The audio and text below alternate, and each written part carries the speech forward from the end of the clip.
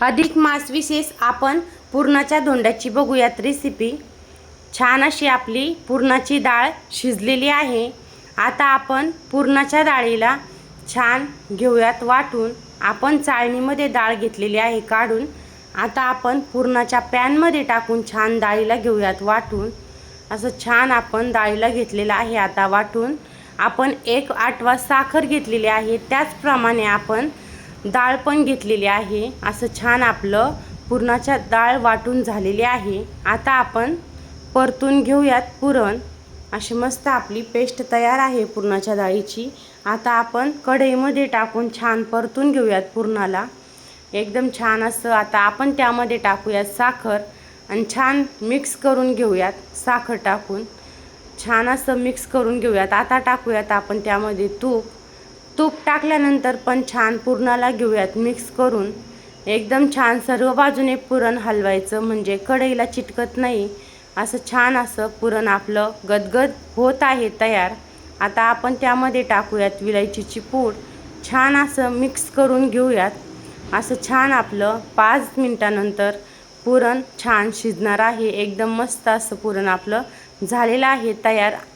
कढईला पुरण चिटकलं नाही की आपण समजायचं आपलं पुरण छान शिजलेलं आहे।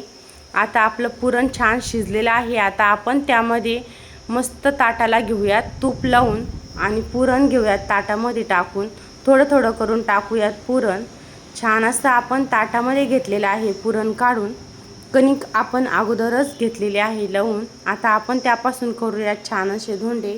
छोटे छोटे घेऊयात गोळे करून आणि गोळ्यांना छान वाटीसारखं गोल करून घेऊयात। आणि नंतर आपण त्याच्यामध्ये टाकूयात पुरण आणि पुरण टाकून छान सर्व धोंडे आपण घेणार आहोत तयार करून। आता घेऊयात गोल गोल करून आणि नंतर त्याच्यामध्ये टाकूयात पुरण। सर्व झालेले आहेत आता आपले छान असे गोल करून। आता आपण त्याच्यामध्ये टाकूयात पुरण।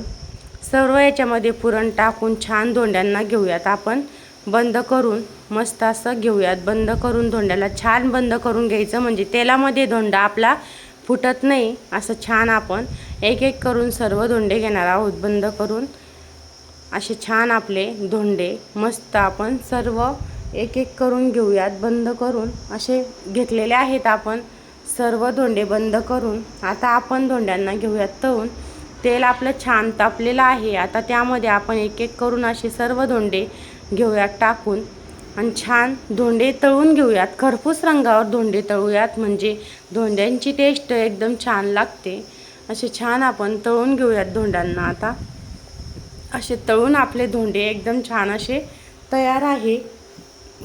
आता आपण धोंडे घेऊयात प्लेटमध्ये काढून। असे छान आपले तळलेले आहेत। आता प्लेटमध्ये आपण धोंडे घेतलेले आहेत काढून। धोंड्यांची रेसिपी अशी छान आपली तयार झालेली आहे। धोंड्याची रेसिपी कशी वाटली कमेंटमध्ये नक्की कळवा।